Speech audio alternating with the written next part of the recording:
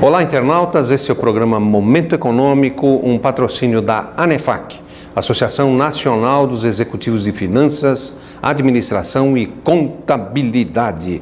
Hoje nós vamos falar um tema interessante, atual, que é sobre terceirização. A terceirização é uma prática comum há anos aqui no Brasil, porém não tinha regulamentação e era julgada com base na súmula 331 do Tribunal Superior do Trabalho, que permitia a terceirização apenas das atividades meio, o que gerava insegurança jurídica para os empregadores e incerteza sobre a garantia de direitos para os trabalhadores. A Lei 13.429, agora de 17, de 31 de março, assinada pelo Michel Temer, ela muda esse conceito e ela pretende dar um fim a essa polêmica ao possibilitar a terceirização em todas as áreas. Vamos ver se é assim mesmo. Quem conversa conosco sobre esse assunto é o especialista e sócio da BDO, o Vitor Almeida. Vitor, tudo bem? Tudo ótimo, obrigado pelo convite. Vitor, para o internauta entender, o que é, em tese, terceirização? Terceirização é quando uma empresa contrata outra empresa especializada em determinado ramo de serviço para que supra uma necessidade, como por exemplo acontece com um restaurante que contrata uma empresa para limpeza, ou uma empresa de valet, ou uma de segurança. Então você busca fora da sua empresa uma outra empresa que tem uma especialização que é complementar à tua atividade. E isso, via de regra, é terceirização. Os grandes serviços terceirizados no Brasil seria o quê? Segurança e limpeza? Segurança, portaria, limpeza, serviços de tecnologia de informação e alguns serviços relacionados à construção civil, pintura, reforma, elétrica. E essa nova legislação, o que ela afeta na vida real da economia? Tem algum efeito? Ela abre mais espaço para a utilização da mão de obra terceirizada. Então, não havia uma regulamentação clara sobre mão de obra terceirizada, então o que se tinha como norma era basicamente seguir o que estava na súmula do Tribunal Superior do Trabalho. Hoje você tem uma norma, então isso cria um ambiente de maior segurança jurídica, o que leva o empresariado a investir mais nesse setor, a vender mais desse tipo de serviço, e aquele empresário que é um potencial cliente contratar esse tipo de serviço com menos desconfiança. Quais as grandes diferenças entre a súmula 331 e a nova legislação? Tem alguns tópicos importantes entre uma e outra que mudou, que melhora a nossa percepção do que está acontecendo com essa nova legislação? Acho que o item mais importante para diferenciar um texto do outro é que a súmula 331 deixava muito claro que você não podia terceirizar atividades fim. Então, o que é atividade fim? Aquilo que é de fato o objeto do seu trabalho. Então, eu tenho, no exemplo que eu usei, eu tenho um restaurante. Então, a cozinha é o meu objeto. O garçom é o objeto principal do meu trabalho. Então, essa é uma atividade que, em tese, eu não poderia terceirizar. A atividade meio é tudo aquilo que gravita em volta. Então, a limpeza, a portaria, a segurança. Então, isso não é, de fato, a minha atividade como objetivo. O que muda é que a súmula dizia que não podia, e a lei já abre um espaço para que possa se terceirizar essas atividades também. Em termos quantitativos, eu acredito que o órgão que mais terceiriza é o próprio governo, é o próprio federal, estadual, municipal. Eu estou certo? Está certo, sem dúvida, porque ele é o governo como um todo, e quando eu falo governo me refiro a estadual, federal, municipal, ele é um contratante ávido de mão de obra, ele utiliza muita mão de obra e terceiriza de fato muito serviço. Inclusive alguns que são discutidos no judiciário, que se podem ou não ser terceirizados. E agora, com a aplicação dessa nova lei, você tem um reforço para que eles possam ser terceirizados. Mas ainda deve haver algum tipo de discussão em torno disso, porque a alteração da lei é muito pequena frente ao tamanho da complexidade do tema. Eu lembro que na discussão que houve aí em janeiro, fevereiro, março, até a aprovação da lei, exatamente na questão das garantias trabalhistas, porque a garantia trabalhista e os sindicatos estavam reclamando muito disso. É isso mesmo ou qual é a pendência que existe? Os direitos dos trabalhadores são mantidos? Isso é um item importante para explicar de fato. A CLT é igual para todos eles. tanto para aquele que trabalha numa empresa como terceirizado, quanto para aquele que trabalha diretamente na empresa cujo objeto é o do seu trabalho. A CLT é igual para todo mundo, então em tese os direitos são iguais para todo mundo. O que acontece é que, como se tratam de empresas diferentes, então eu posso ter uma empresa que opta por me dar acesso a uma assistência médica e a outra, por uma questão de mercado, não tem essa possibilidade. Ou ela me dá uma assistência médica do padrão A e a outra me dá do padrão B. Então, isso acontece em qualquer cenário. Então, no meu ramo, por exemplo, de atuação, trabalho com contabilidade e auditoria. Então, quando você vai ver o que o mercado tem à disposição, meus concorrentes oferecem benefícios não necessariamente iguais aos meus. Então, é a mesma coisa o que acontece.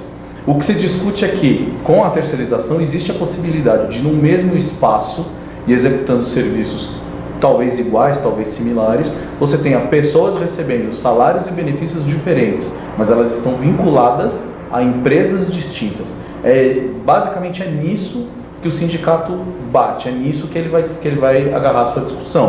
Nesse caso, então, a empresa que é a contratante, que paga um auxílio-doença ou algo desse tipo, diferente daquele terceirizado, face à nova legislação, isso se mantém, não tem problema nenhum. Face à nova legislação, isso está mantido. Uhum. Quando ela fala da mão de obra temporária, a lei exige que seja igual para todos. Então, o temporário que está substituindo uma mão de obra, vamos chamar fixa, uma mão de obra permanente daquela empresa, ele tem direito a receber exatamente igual a pessoa que ele está substituindo. Quando você fala de terceirização, não. Na terceirização, o que a lei fala é que se eu, como tomador de serviço, quiser colocar uma situação igual para todos, a lei me faculta essa possibilidade. Mas você pode... Ok, perfeito. Com relação às garantias dos trabalhadores, caso haja algum litígio, quem que suporta isso? É a empresa que contrata, que é o terceirizado, ou é a contratante? Como é que ficou? Mudou ou não? Então, neste item nada mudou. Neste item o que aconteceu é que agora existe uma regulamentação sobre o assunto, mas já estava abarcado na súmula do Tribunal Superior. Basicamente o que acontece? O empregado que está em litígio com a sua empregadora, que é a empresa que terceiriza serviços, ele primeiro vai buscar esta empresa para receber os seus direitos. Havendo litígio e esses direitos não sendo pagos, o Poder Judiciário, o contratante tem que garantir, vai acionar de maneira que o contratante garanta que o pagamento seja... Como já ocorre hoje, né? Como já ocorre. Vitor, uma outra coisa, quando você teve a votação sobre a terceirização, no mesmo material, na mesma legislação, falava também do serviço temporário. Causou uma certa confusão, porque as duas são assuntos diferentes, mas estavam tratados juntos. É isso mesmo? É isso mesmo. Eu sinceramente acredito que não foi a melhor opção. Não foi a opção que deixou a situação mais clara. Eles aproveitaram a lei que já tratava dos temporários, fizeram diversas alterações e incluíram textos relacionados à mão de obra terceirizada. E ainda assim de maneira um tanto confusa, porque você não tem capítulos separados sobre temas diferentes. Eles misturaram isso. E quando você cria essa mistura, você dá interpretações, para dúvidas, para discussões. Então, se o objetivo era ser claro e dar um ponto final nessa discussão, talvez eles pudessem ter utilizado uma outra legislação para tratar do tema, ou, se a preferência fosse fazer no mesmo diploma legal, então que o fizessem de maneira dividida. O serviço temporário, o prazo de serviço temporário foi ampliado, né? Foi ampliado. Os contratos podem vigorar por 180 dias e existe a possibilidade de você fazer uma prorrogação de mais 90 dias. Quer dizer, 270 dias. É quase que um ano, né? Isso é positivo. Essa possibilidade de ter um contrato mais longo é positivo, porque muitas vezes, para que você utiliza a mão de obra temporária? Você utiliza a mão de obra temporária para substituir uma pessoa do seu time. Então, a minha secretária teve licença maternidade. Perfeito. Então, a minha empresa é optante por uma extensão dessa licença maternidade. Ela vai ficar 6 meses fora. Aí a moça também tem férias, então ela vai ficar mais um período para aproveitar as férias junto do seu filho. Num cenário da antiga lei, eu teria dificuldades, porque eu não conseguiria uma moça para substituí-la. Agora, essa possibilidade existe. Não, talvez essa legislação que veio junto com a terceirização, talvez o serviço temporário pode gerar até mais emprego do que a terceirização no primeiro momento. Mas vamos ver o que vai acontecer, né? Eu acredito que sim, que deve gerar mais trabalho temporário no primeiro momento. Por quê? Porque a gente está num cenário de instabilidade econômica. Então fazer contratos de longo prazo, sem uma garantia de que aquilo vai se reverter em negócios, é uma coisa temerária. Então acredito eu que o empresário que queira dar um passo adiante, ele vai optar por contratos mais curtos, para sentir como o mercado reage, para depois ele fazer um plano definitivo de negócio.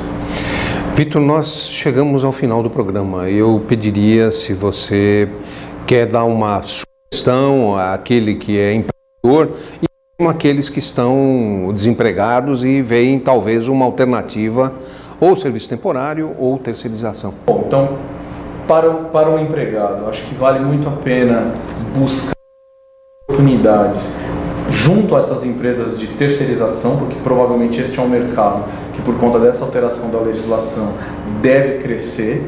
Então, focar um pouco mais nesse mercado. E para o empregador, que ele passe a avaliar o que dentro da sua empresa ele pode terceirizar de maneira responsável, com ganho de qualidade de serviço e também com um ganho nos seus custos, porque agora a lei ela está de fato mais favorável para essa atividade. Vitor, muito obrigado, agradeço a você, agradeço a BDO. A ANEFAC tem uma série de eventos que você pode consultar no www.anefac.com.br e também eventos@anefac.com.br. Internautas, muito obrigado.